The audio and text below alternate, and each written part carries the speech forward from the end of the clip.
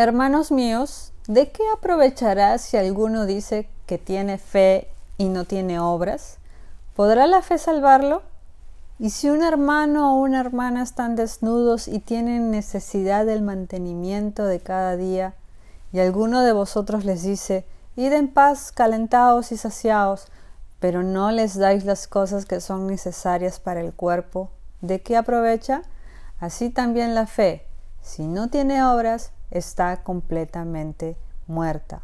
Pero alguno dirá, tú tienes fe y yo tengo obras. Muéstrame tu fe sin tus obras y yo te mostraré mi fe por mis obras. ¿Tú crees que Dios es uno? Bien haces. También los demonios creen y tiemblan. Pero ¿quieres saber, hombre vano, que la fe sin obras está muerta? ¿No fue justificado por las obras Abraham, nuestro padre, cuando ofreció a su hijo Isaac sobre el altar? ¿No ves que la fe actuó juntamente con sus obras y que la fe se perfeccionó por las obras? Y se cumplió la escritura que dice, Abraham creyó a Dios y le fue contado por justicia y fue llamado amigo de Dios. Vosotros veis, pues, que el hombre es justificado por las obras y no solamente por la fe. ¿Acaso Santiago enseñó un evangelio diferente al que enseñó Pablo? Bueno, es comprensible que muchas personas se hayan sentido confundidas y perturbadas por estas palabras, especialmente lo que dice Santiago capítulo 2, 24, que parece que Santiago está enseñando una forma de salvación completamente diferente a la de Pablo.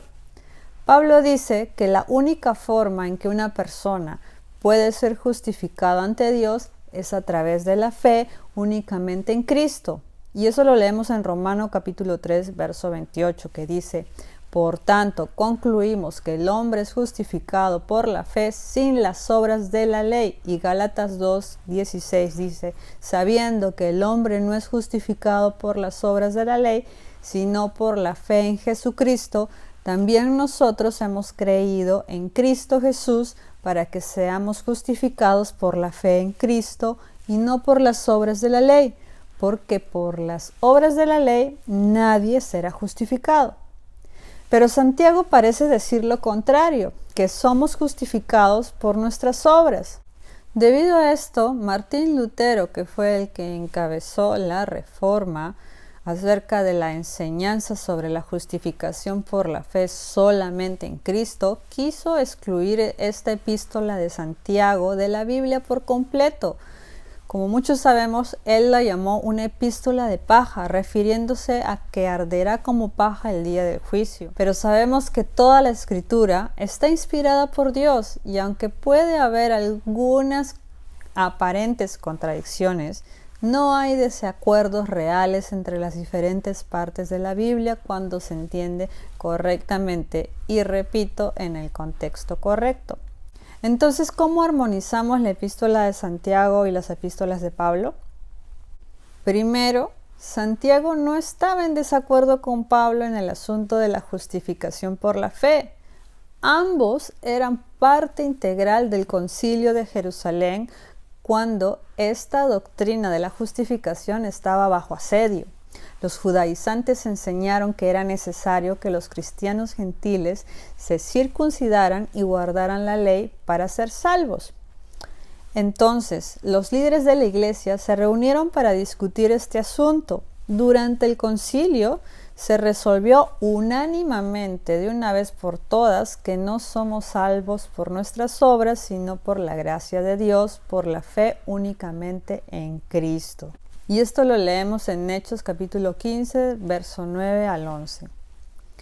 Pablo escribió tanto Romanos como Gálatas con el propósito expreso de aclarar el camino de justicia de Dios.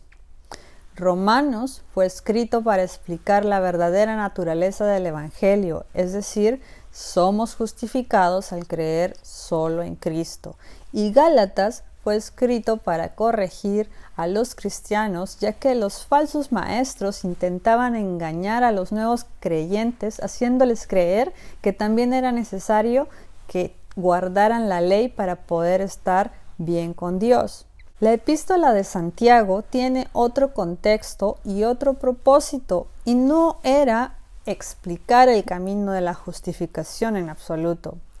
Este libro fue escrito para dar varias exhortaciones sobre una serie de temas diferentes, pero al hacerlo hace una breve declaración que parece implicar que nuestras obras nos justifican.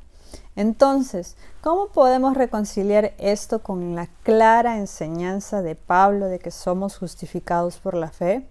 Primero, número 1, nunca permitas que algo que no está claro cancele lo que sí está claro.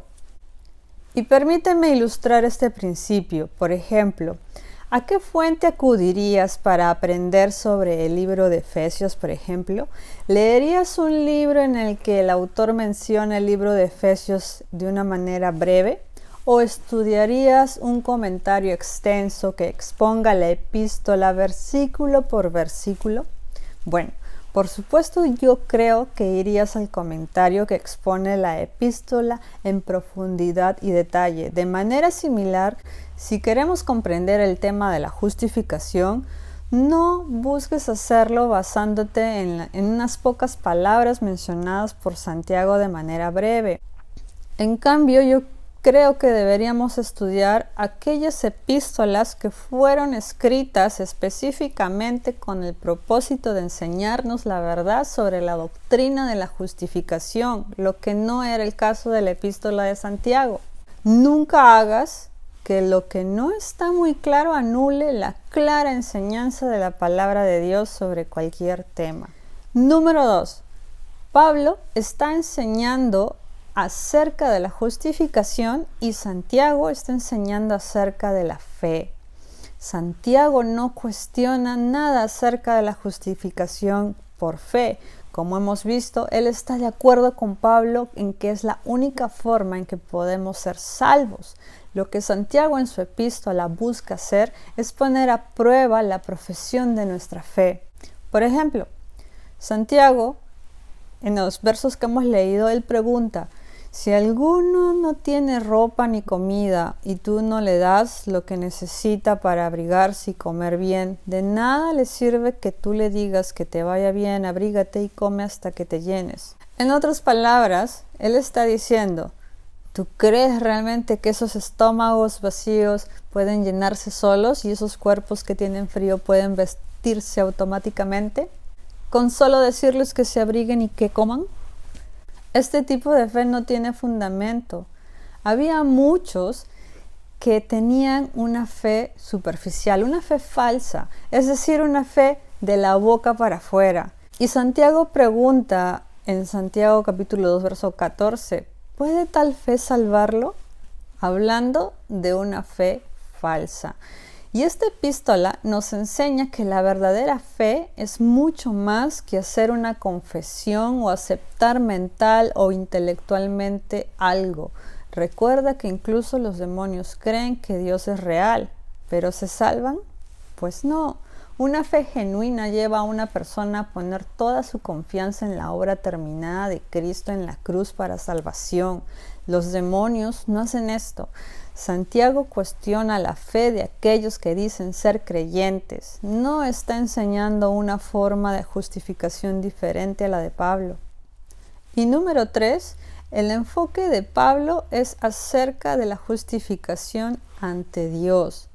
Y el enfoque de Santiago es la justificación ante el hombre, es decir, qué testimonio está dando el creyente delante de los hombres. Esto nos lleva a otra distinción importante. Pablo, a lo largo de sus enseñanzas en Romanos y Gálatas, él está enfocado en la justificación ante Dios y que todo el asunto de la justificación es solo entre Dios y nosotros. Él es el que justifica. Ve a los que ponen su confianza en Cristo y los declara justos. Santiago, sin embargo, está enfocado en que la profesión de la fe de una persona, de un creyente, tiene que ser justificada o verificada ante los hombres. Él dice: muéstrame tu fe sin tus obras y yo te mostraré mi fe por mis obras.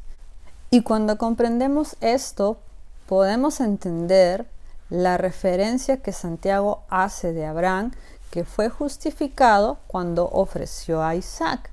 Abraham fue justificado por Dios mucho tiempo antes de ofrecer a Isaac. Esto lo leemos en Génesis 15:6. Y creyó a Jehová y le fue contado por justicia. Esto fue antes de que Isaac naciera, pero sabemos que su obediencia flaqueó muchas veces, lo cual cualquiera se hace esta pregunta: ¿de verdad Abraham creyó?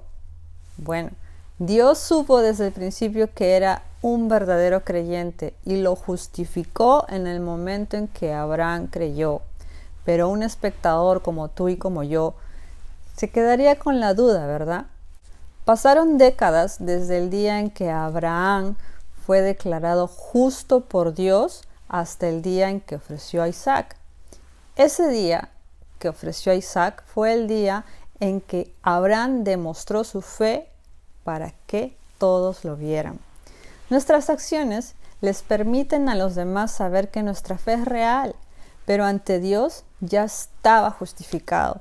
En Génesis capítulo 15 fue justificado ante Dios. Esto es a lo que se refiere Pablo. Y en Génesis capítulo 22, donde leemos cuando Dios ordenó a Abraham que sacrifique a Isaac, Abraham fue justificado ante los hombres. Y a este pasaje es a lo que se refería Santiago.